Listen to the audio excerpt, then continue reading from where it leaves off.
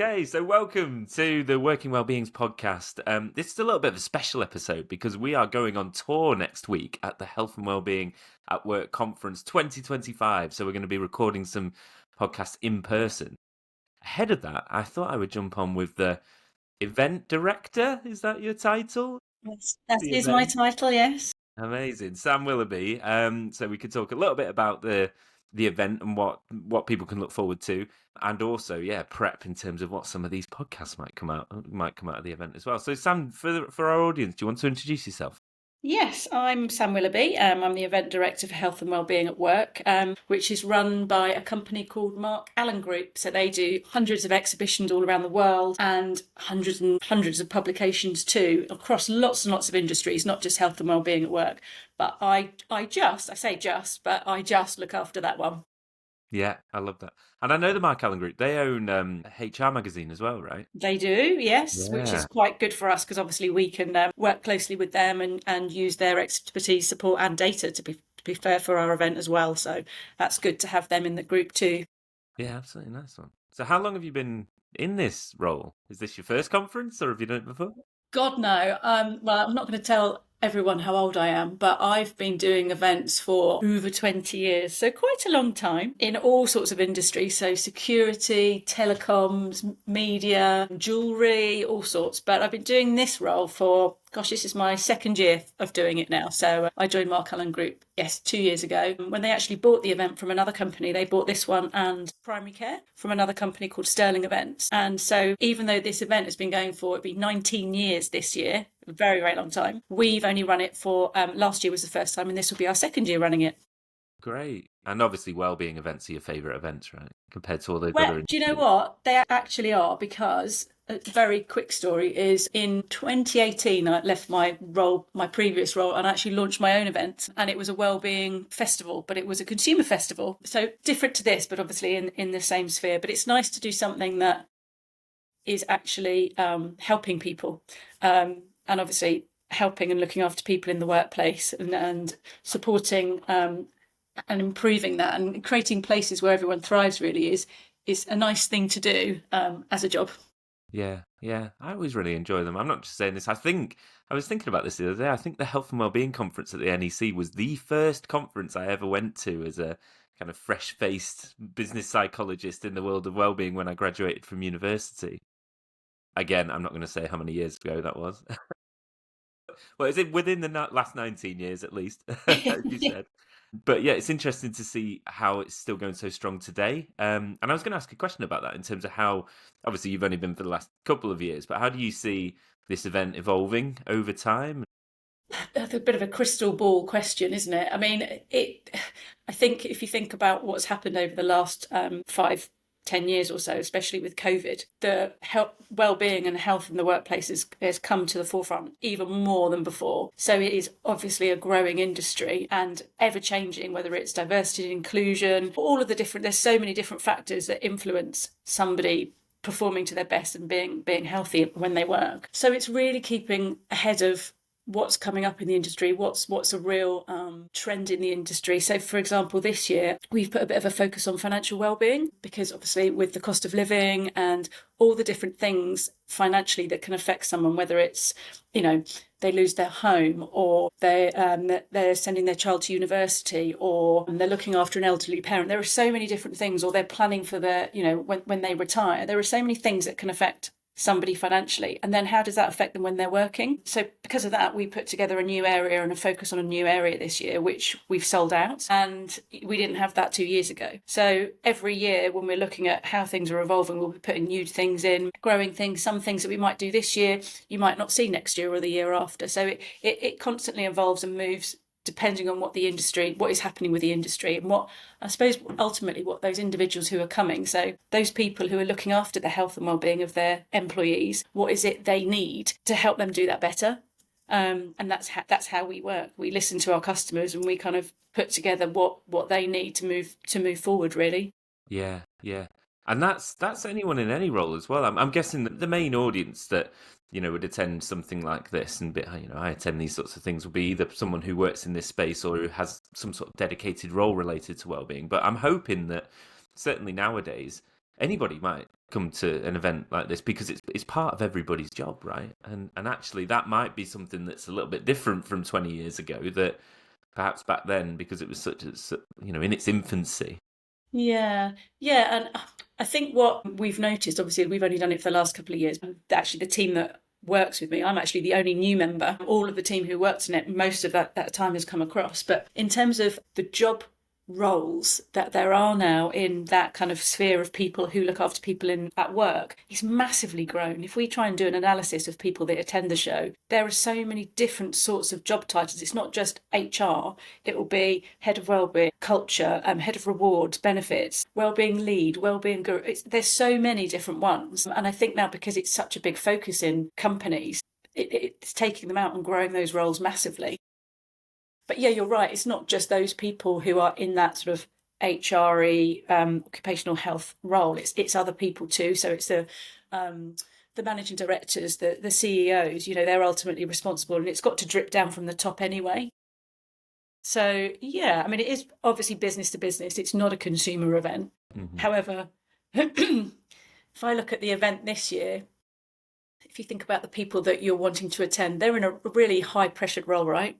They're looking after all of their employees and their staff. So they're probably themselves feeling all the things that their staff that they're managing and looking after are feeling. So they're burning out, they're stressed, they might have financial issues, all of those things. So actually coming to a place where they can find out all the things they need for their actual role, but actually find out things that help themselves and actually look after themselves. So that's quite unique in this kind of event, because quite often B2B events, you're going for the job role that you're in, but you're not doing it for yourself. Whereas coming to this event, we've put on things that are actually going to help those individuals too. So they're going to really enjoy their day out.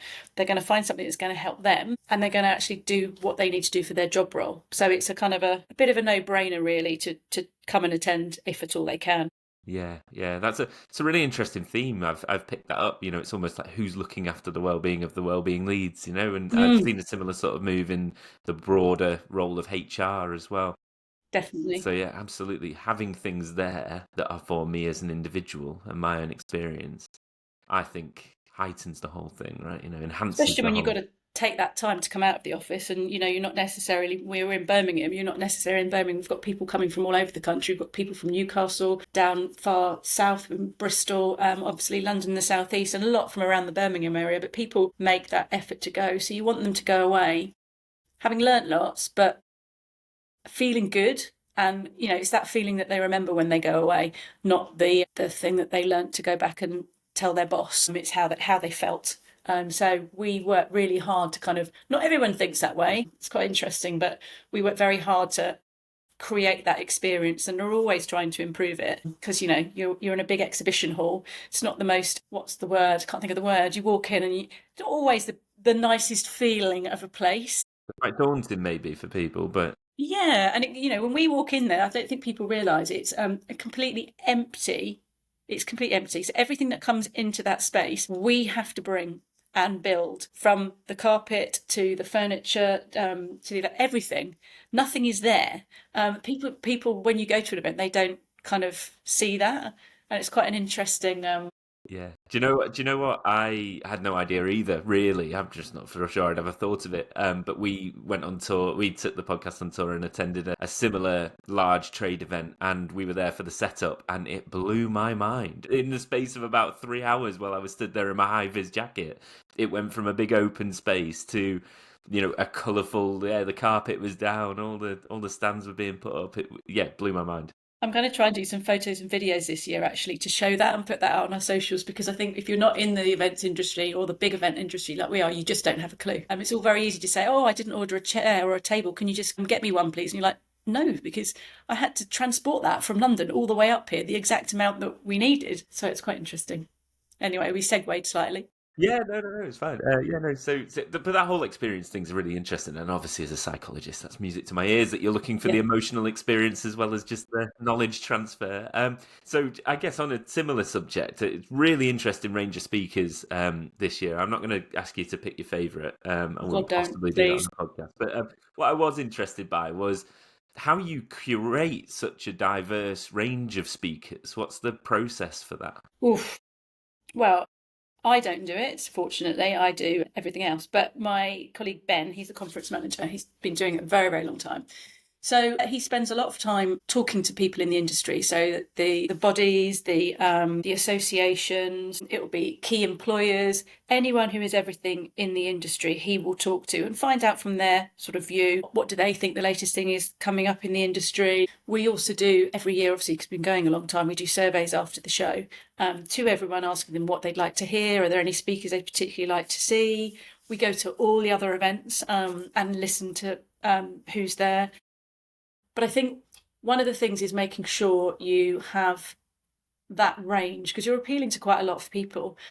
And I think in this industry, what's very, very important is the evidence-based part of it, because there's a lot of things going on and out there that people are trying to talk about, but it's not actually proven that it works. So having people who can show this is the research behind it, this is why it's happening, these are the results of it, is really, really important, as well as having those people who you can do a case study from. So if you're, I don't know, an HR manager for Rolls-Royce, you might be keen to hear from somebody in a similar position in another company and what they've done in rolling out a particular wellbeing strategy or something like that. So it's getting the real balance between that. So I think we start first from the themes and what are the major themes in the industry, what are the most important ones to do.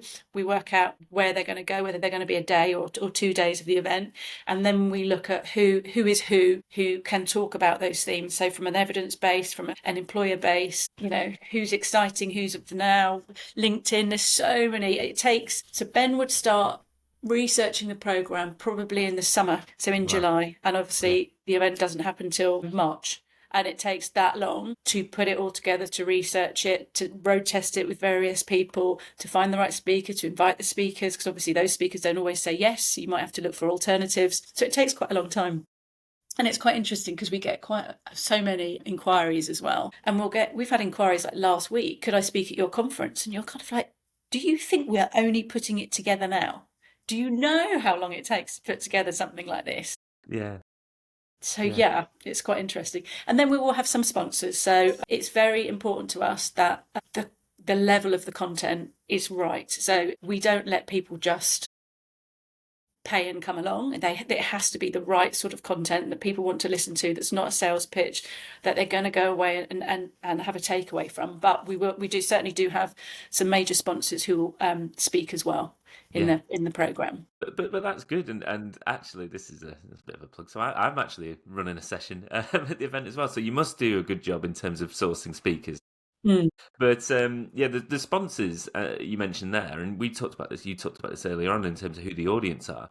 They're all part of the wider, workplace wellbeing ecosystem, I guess, and have interesting things to say. Just because you work for a sponsor or a consultancy doesn't mean that you've not got something to add to this conversation. No, and we have quite a lot of consultants actually who do speak on the program anyway, because they are leading and they do have really, really good insight. So I think it's keeping that range of format of session as well as the type of speaker as well, and keeping that variety. Yeah, absolutely. And that's really exciting for us as well, by the way, with the podcast, because the plan is to try and get a feel for that cross-section of speakers across the whole agenda. So we're currently engaging with speakers to say, do you want to come on the podcast? The response has been very positive so far, by the way. So people are looking forward to it. It's fast filling up, but that will be the plan. Will be to how do we capture the feel of the whole event really in a number of short interviews. And I think it's an interesting format as well, because been to these events before and they're quite really you watch a really interesting session, but you want to hear even more from that individual. You want to maybe ask them some questions. So I'm in a really privileged position where I get to follow that up and I ask them a few deeper questions about but then people get to listen into it as well. Definitely. Well, they can get that, can't they, after they've been to the session, and they can listen to the podcast as well. So that's really great that you guys are doing that this year. So very excited about that indeed. Yeah, absolutely. So we got the trends, we got the finance, social well-being. One of the ones that I kept there was a piece around neurodiversity, so quite strong within the agenda. And the other one is, of course, you need to have this, right? AI. Yes. Or AI overlaps with well-being. I find it's hilarious because I don't think anybody knows the answer, but let's just talk about it. Yeah. We need to, because it will affect the industry and it will affect the workplace hugely in the next. Completely. Completely. It's funny you pick up about the neurodiversity sort of angle, and it's quite interesting. Again, when you are a big exhibition and you're a well-being event, but the environment is so not conducive for anyone who Mm. has certain needs, and making sure obviously that we're dealing with the issue of neurodiversity and talking about neurodiversity in the workplace, but also making sure that we are a neurodiverse friendly exhibition is quite a challenge. So this year we've got quite a number of things. We've got a sensory garden where people can go and properly chill out, relax, get away from it all. And then we've also got a sensory room which is hosted by an individual who's experienced in helping people if they just need 10 minutes of break, a bit of quiet, just to relax. There's a purpose sort of developed room run by a company called Eventwell for people to be able to go to, so that they can, it's a very noisy environment as well. And actually that's another thing we're doing this year. We've got headphones in quite a few of the seminar rooms, so that if people are finding it too much, they can wear the headphones and be able to listen in comfort to the session. So that's another thing we're going to be doing that's new this year. Yeah, that's really interesting. Listen to all the thinking that goes into this. It's not just sticking some people on some stages, is it? There's so much that goes into it. Yeah. Sometimes people say, well, you do this all year. What else do you do? And I'm like, no, no, no, no. As soon as this show finishes, I'm on to 2026 and we are developing it and thinking what else we can do, how we can improve it, what new things we can bring to the table. So we do work on it Yeah. continuously all year. Obviously, Well, these last few weeks are more hectic than the rest of the year, but yeah. yeah. No matter how much planning you do, that no matter how much, you're never going to be, the last week is always going to be a little bit hectic. It's the way Definitely. these things work. Yeah.